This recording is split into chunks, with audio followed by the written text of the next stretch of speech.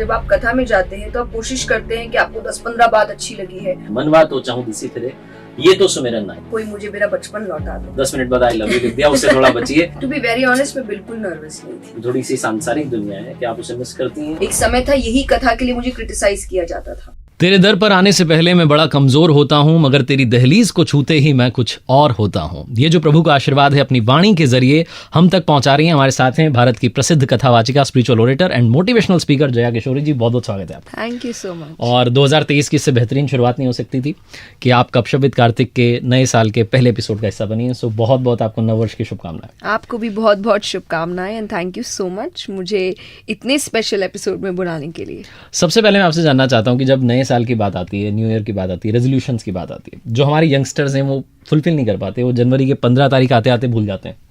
तो ये हम अपने ही थॉट पर, अपने ही कमिटमेंट पर टिके क्यों नहीं रह पाते? क्या लगता है आपको? क्योंकि हमें लगता है कि हम बहुत सारी रेजोल्यूशंस ले लेते हैं और ये मैं कथा में भी कहती हूँ कि जब आप कथा में जाते हैं तो आप कोशिश करते हैं कि आपको 10-15 बात अच्छी लगी है और आप सब एक साथ प्रैक्टिस करने की कोशिश कर रहे हैं। वो आप एक हफ्ता करते फिर बंद कर देते हैं क्योंकि पॉसिबल नहीं है ह्यूमन नेचर के लिए एक साथ इतने सारे चेंजेस लेना। तो मैं हमेशा कहती हूँ हर कथा से एक ही बात उठाइए, भले 10 बात अच्छी लगे पर उठाइए एक ही बात, ताकि आप उसको प्रैक्टिस कर पाए। तो रेजोल्यूशन भी यही है कि एक ही लीजिए कि इस साल मान लीजिए मैं एक ही चेंज लाने की कोशिश करूंगा या करूंगी अपने अंदर, ताकि आप उसको प्रैक्टिस कर सके। आप 10 ले आते हैं और कर एक भी नहीं पाते। राइट। कबीरदास जी का एक दोहा है, उन्होंने कहा कि माला तो कर में फिरे, जीभ फिरे मुखमाही, और मनवा तो चाहूं दिसी फिरे, ये तो सुमिरन नाई। तो हमारी जो अभी की जो जनरेशन है, स्पेशली अभी के जो लोग हैं, वो ये कहते हैं कि हमारा कंसंट्रेशन नहीं बन पाता है, हमारा मन एक जगह टिक नहीं पाता है। बहुत सारे लोग, जैसे मैं कहानियां सुनाता हूँ तो मुझे कहते हैं हम आपकी कहानियां सुन के, जैसे आपसे सुन के प्रेरित होकर ध्यान लगाने की कोशिश करते हैं, मेडिटेशन करने की कोशिश करते हैं, लेकिन मन जो है वो एक जगह टिक नहीं पाता है। तो आपसे बेहतर कौन हो सकता है बताने के लिए कि मन को कैसे एकाग्र करें, कैसे अपने चित्त को एक जगह पर रोकें? मेडिटेशन एक परफेक्ट सोल्यूशन है इसका। बट जैसे हम एक ऐसे एरा में जी रहे हैं जो पूरा टेक्नोलॉजी से भरा हुआ है और टेक्नोलॉजी आपको हर चीज़ विद इन सेकेंड्स देती है। तो हमारी हैबिट हो गई है हर चीज़ विद इन सेकेंड्स लेने की, या बहुत जल्दी हमें रिजल्ट्स की उम्मीद, इच्छाएं रहती है। तो it will take time. Meditation या नेचर ऐसे काम नहीं करता। आप बीज लगाइए तो वो अपने ही टाइम पे पेड़ बनेगा या पौधा बनेगा। आप भले ही ज्यादा पानी डाल देंगे तो वो जल्दी नहीं उगाएगा, वो अपना समय लेगा। तो ध्यान भी अपना समय लेता है, आपको टाइम लगता है, आपका ध्यान बार बार भटकेगा। और ऐसा भी नहीं है कि अगर आज ध्यान एकत्रित हो गया तो कल जरूरी नहीं कि वैसा ही होगा, कल वापस से ध्यान भटक सकता है। तो वो एक प्रैक्टिस और पेशेंस आपको लॉन्ग रन में ऑब्वियसली हेल्प करेगा। राइट। मुझे किसी ने कहा कि अगर एक बुक रखी और मोबाइल रखा हो तो 10 मिनट में कोशिश करूंगा किताब पढ़ने की, चाहे कोई भी बुक हो, लेकिन फिर मेरा मन जो है मोबाइल की तरफ चला जाएगा। तो मोबाइल, आप मानती हैं कि एक बहुत बड़ा डिस्ट्रैक्शन जो है आज की दुनिया में, या आपको लगता है कि मोबाइल से सही इस्तेमाल भी किया जा सकता है, अच्छे वीडियोस देख करके? बिल्कुल किया जा सकता है। हर चीज के दो पहलू है। आप क्या ग्रहण करते हैं, वो जैसे आप कहते हैं ना मौसम्बी का जूस पीने जाते, तो एक तरफ से जूस है, एक तरफ से कचरा है। अब आप क्या ग्रहण करेंगे ये आपके ऊपर है।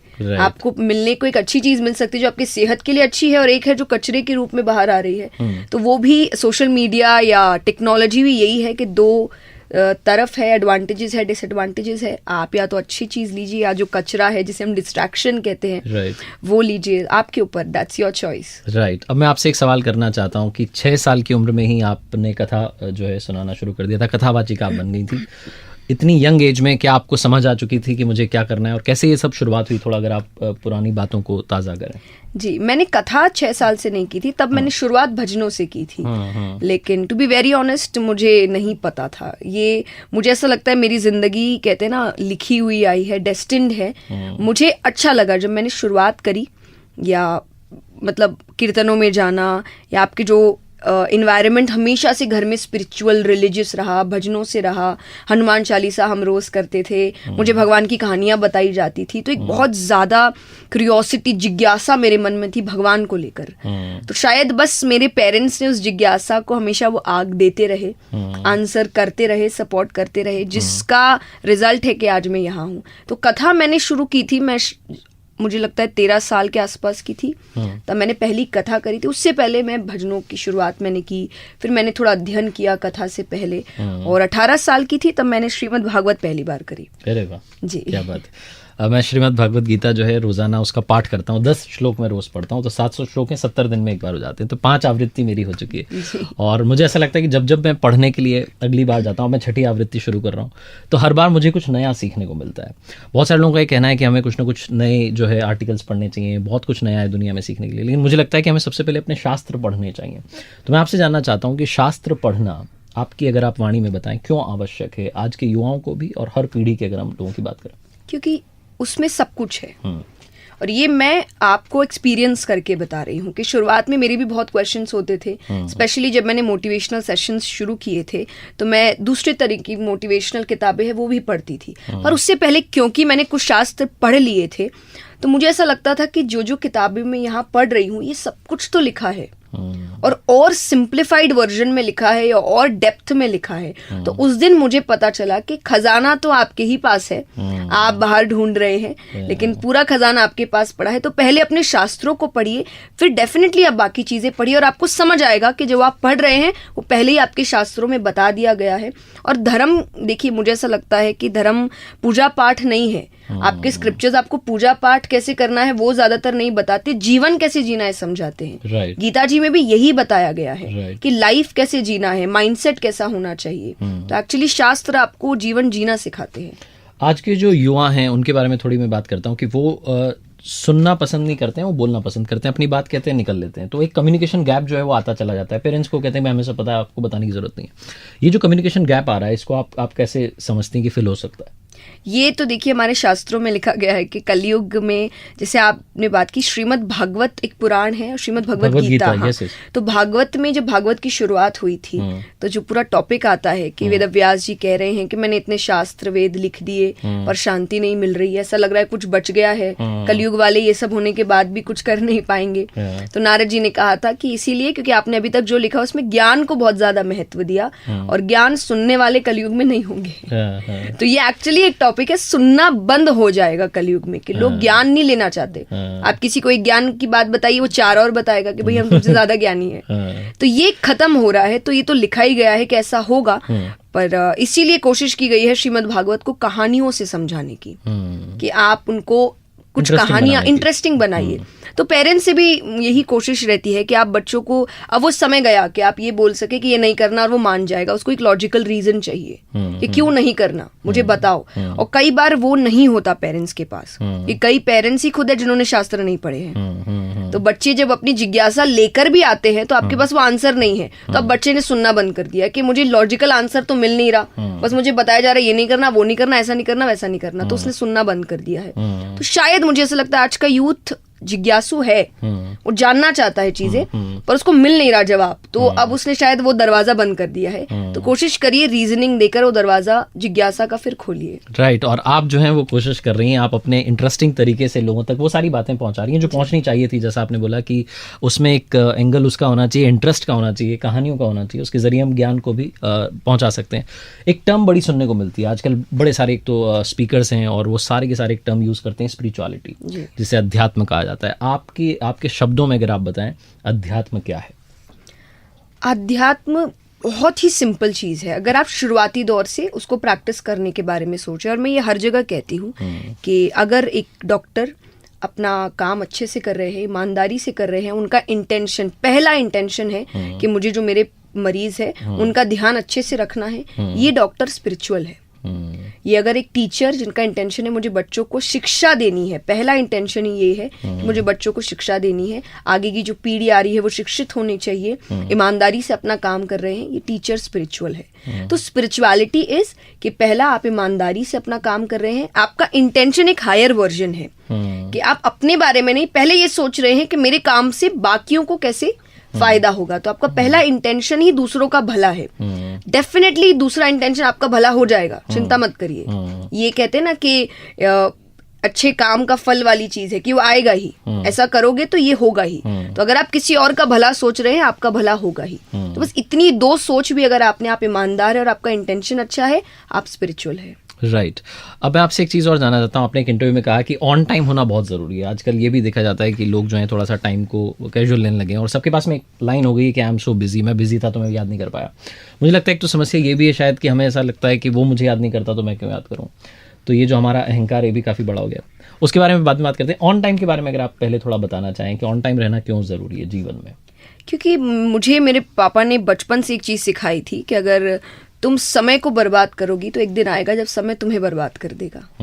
ये समय का खेल है। तो मुझे हमेशा से ऐसा लगता है कि समय बहुत मायने रखता है। Time is money, time is valuable. ये घूम के नहीं आता। बाकी सब चीज़ घूम के आ सकती है पर ये समय कभी घूम के नहीं आता। मैंने कल ही एक्चुअली शायद अपने पेज पे पोस्ट किया था, मैं रास्ते से कहीं जा रही थी और मुझे कहीं पर मेला दिखा था और मैंने कहा था कोई मुझे मेरा बचपन लौटा दो। पर मुझे पता है कि वो कभी नहीं हो सकता, कि वो समय आपका कभी वापस नहीं आएगा। तो जरूरी है कि आप उस समय को बर्बाद मत करिए। सबसे जरूरी है कि आप समय पर जो जरूरी है उस काम को करिए और तब आप देखिए वो काम आपको डबल इफेक्ट्स घुमा कर देगा। लेकिन अगर आप समय को, जैसा मैंने कहा, बर्बाद करते हैं तो आगे जाके समय भी अपना बदला आपसे लेगा कि तुमने मुझे बर्बाद किया था, अब तुम्हें जरूरत है मेरी तो मैं नहीं आऊंगा। राइट। अब मैं आपसे जानना चाह रहा हूँ, आज की दुनिया में क्या लगता है आपको, रिश्ते कमजोर क्यों होते जा रहे हैं? पेशेंस, आई थिंक पेशेंस और सुनने की कैपेसिटी नहीं है। दूसरे के पर्सपेक्टिव को समझने की कैपेसिटी नहीं है। जैसा आपने अभी अहंकार की बात कही कि मैं, मेरा सब कुछ बहुत ज्यादा हो गया है। और कहीं ना कहीं हम सेल्फ लव तो सीख रहे हैं पर सेल्फ लव को जब आप एक एक्सट्रीम लेवल तक ले जाते हैं तो वो सेल्फिश हो जाता है। वो नहीं करना है। आपको ये सोचना है कि मेरा मेंटल पीस अच्छे से रहे, मैं मेंटली स्टेबल रहूं, ये अच्छी बात है।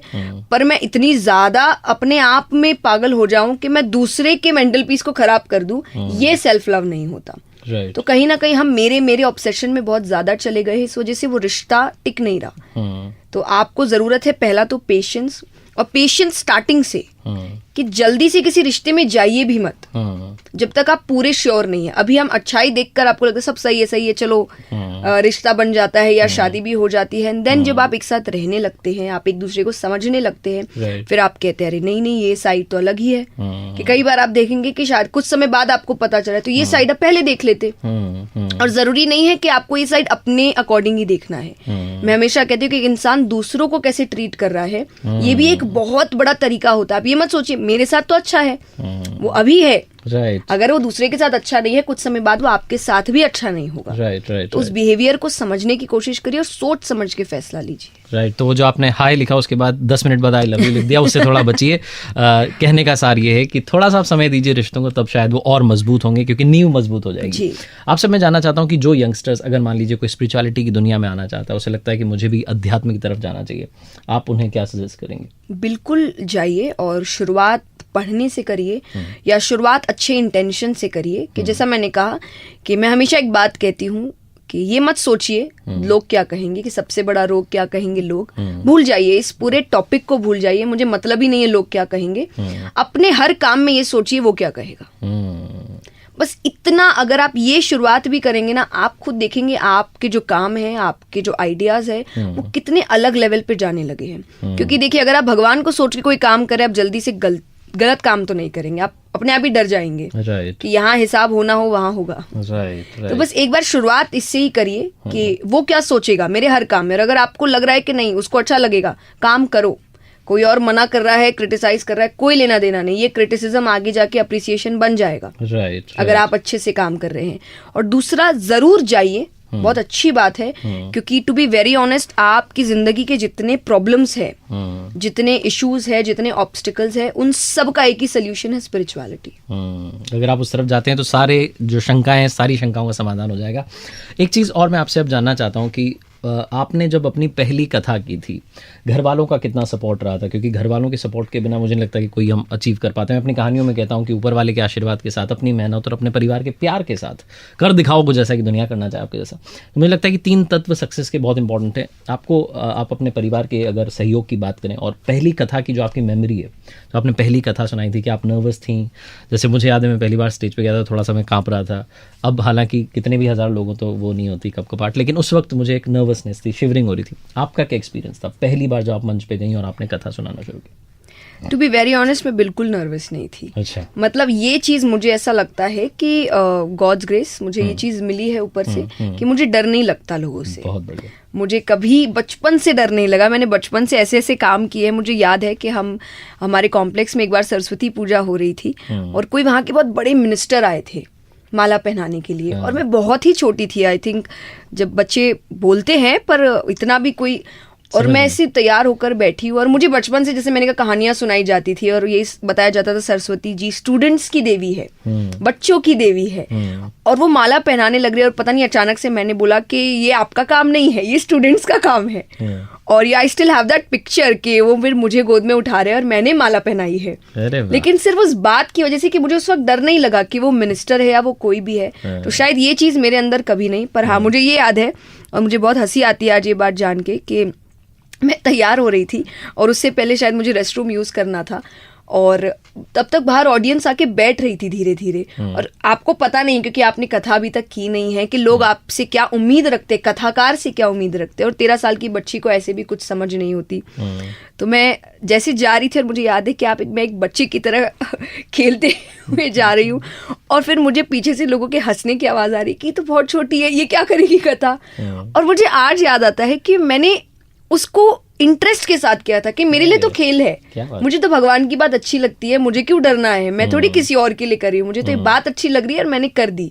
आज मैं देखती हूँ कि वो बचपना कहीं ना कहीं जरूर खत्म हो गया है कि आप सोचते हैं कि नहीं ये बात कह सकते हैं या ये बात हो सकता है कंट्रोवर्सी, पर बचपने में मुझे ऐसा लगता है वो सबसे बेस्ट टाइम था कि मैंने जो भी किया था खेल में किया था। और जो कृष्ण की बहुत बड़ी सीख है कि लीला इसीलिए कही जाती है, प्ले है। उन्होंने पूरी जिंदगी खेल की तरह, वो युद्ध भी खेल की तरह जिए और बंसी भी खेल की तरह बजाए उन्होंने। राइट। और बचपन तो बहुत प्यारा था कि हम कंकड़ पत्थर लाते थे, ऐसा लगता था हीरे लेके आ गए। तो आपने वो याद जो है अपनी ताज़ा कर ली। अब मैं आपसे जानना चाहता हूँ कि इस लाइफ में रह करके जो अब आप लाइफ जी रही हैं, कथावाचिका आप बन चुकी हैं, स्पिरिचुअल ओरेटर हैं, क्या आप उस लाइफ को मिस करती हैं कि मान लीजिए अगर आप ये नहीं बनी होती तो आप कहीं कॉर्पोरेट वर्ल्ड में होती, किसी सरकारी नौकरी में होती, किसी बड़े पद पर होती, क्या आप वो जो दुनिया है, जो थोड़ी सी सांसारिक दुनिया है, क्या आप उसे मिस करती हैं? अपने फ्रेंड्स को देखती होंगी स्कूल टाइम के कि भाई ये तो वहाँ पर है, ये वहाँ पर है, ऐसा कभी थॉट आता है? नहीं, टू बी वेरी ऑनेस्ट मुझे आई डोंट थिंक सो। अब ऐसा लगता है कि मुझे वैसे कोई भी फील्ड में जाना था, मेरा फील्ड यही था जहाँ पर मुझे एक्सप्रेस करना अच्छा लगता है। तो हो सकता है कि फील्ड कोई और होता, पर काम यही चीज घूम फिर के आते जहाँ मुझे एक्सप्रेस करना अच्छा लगता है, बातें बताना अच्छा लगता है। और एक मुझे हमेशा से था कि मुझे लोगों के अंदर कोई चेंज लाना है, चाहे वो छोटी सी बात से हो। तो शायद मुझे लगता है मैं कहीं ना कहीं इसी किसी फील्ड में होती। और टू बी वेरी ऑनेस्ट, जैसा आपने कहा सांसारिक, मैं भी एक सांसारिक जीवन ही जीती हूँ, इसलिए मैं हमेशा कहती हूँ कि मैं एक बहुत सिंपल लड़की हूँ जिसके दोस्त हैं, जो दोस्तों के साथ भी समय बिताती है, फैमिली है, सब कुछ, और आगे जाके अपनी फैमिली भी होगी। हाँ, एक चीज आप बोल सकते हैं कि जो एक प्राइवेट लाइफ होती है जिसको मैं ओपनली जी सकूं, वो मैं जरूर मिस करती हूँ कि मैं ओपनली अपनी प्राइवेट लाइफ नहीं जी सकती, क्योंकि हर वक्त कोई ना कोई है जो मुझे देख रहा है या हो सकता है वो जजमेंट भी पास करे कि ऐसा नहीं वैसा नहीं। तो वो मेरे लिए थोड़ा कि रास्ते में खड़े हो के आप पुचका या गोलगप्पे खा लो, ये मेरे लिए थोड़ा पॉसिबल नहीं है। तो ये जरूर मैं मिस करती हूँ। राइट। अभी आपने एक टर्म यूज की, जजमेंटल हो जाती है सोसाइटी, और हमारे यहाँ पर तो बहुत दिक्कत है कि हमें अपने अलावा बाकी सबको जज करना है। हमें ऐसा लगता है कि मेरे अंदर तो कोई कमी नहीं है, मुझे सिर्फ दूसरों पर जो है जजमेंट जो है पास करना है। तो ये जो हम दूसरों के मामले में जज बन जाते हैं और अपने मामले में सबसे अच्छे वकील बन जाते हैं, इस पर आपका क्या मानना है? इस पर मैं कहूंगी कि आप ये दोहा अपनी जिंदगी में उतारिए कि बुरा जो देखन मैं चला, बुरा ना मिलिया कोई, जो दिल खोजा अपना, मुझसे बुरा ना कोई। तो ये इंसान, और शायद मुझे ऐसा लगता है कि ये इंसान ना ये दोहा उतारता भी है अपनी लाइफ में, पर जब उसको समझ में आता है कि मुझसे बुरा ना कोई, तो उसको लगता है बड़ी बड़ी मेहनत का काम है ये तो भाई।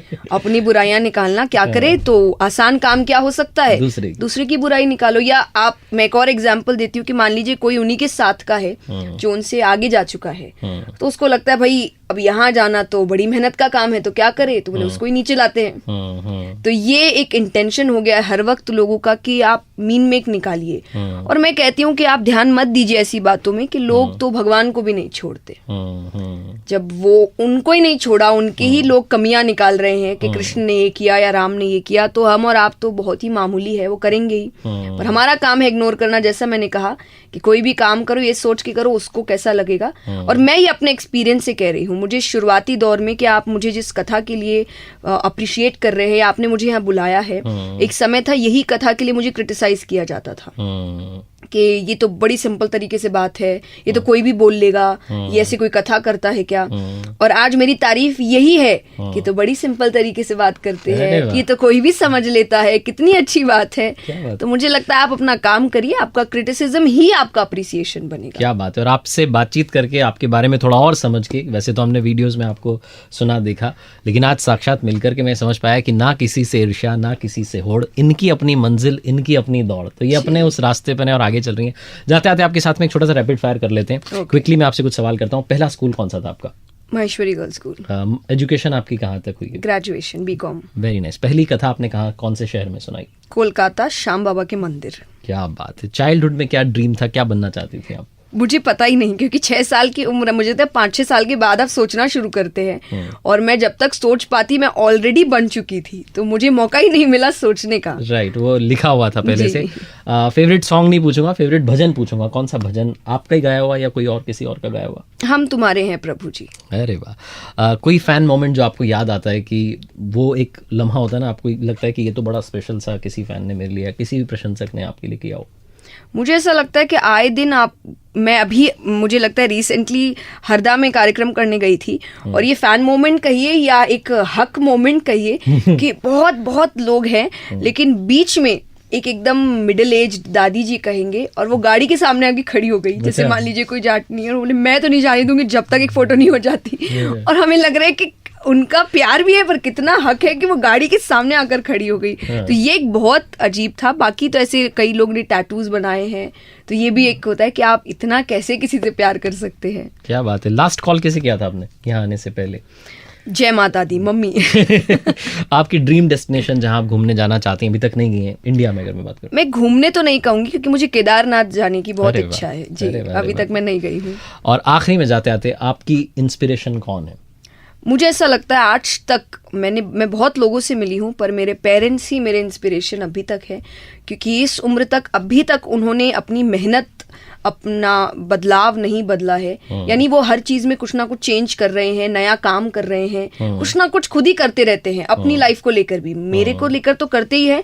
तो मुझे लगता है वो जब अभी तक नहीं थके, तो मेरे पास तो कोई रीजन ही नहीं होना चाहिए कि नहीं मैं थक गई हूँ या अब मुझे रुकना है, तो मुझे तो रुकना ही नहीं चाहिए। राइट। मैं जब सुबह स्टूडियो आता हूँ, 7 बजे मेरा शो होता है, तो मुझे कई बार नींद नहीं खुलना होती है, मन नहीं हो रहा होता कि जगना नहीं है, लेकिन फिर मुझे मेरे फादर याद आते हैं, क्योंकि वो सुबह सुबह निकल जाते हैं, उनकी ट्रेन होती है, जब वो गवर्नमेंट जॉब में अभी, तो वो 6 बजे ट्रेन पकड़ लेते हैं। तो जब मैं 5:30 का अलार्म बज रहा होता है, तो मैं सोच रहा हूँ तो स्टेशन पहुँच गया हूँ, तो मेरा माइंड अपने आप कहता है बेटा आप तो जगी जाओ। तो पेरेंट्स से बड़ी इंस्पिरेशन नहीं हो सकती। थैंक यू सो मच, आपने समय निकाला, आप यहाँ पर आई, बहुत सारी बातें हुई, एंड आई रियली होप कि इस इंटरव्यू से जो देखने वाले हैं उनका नया साल और नया हो जाएगा।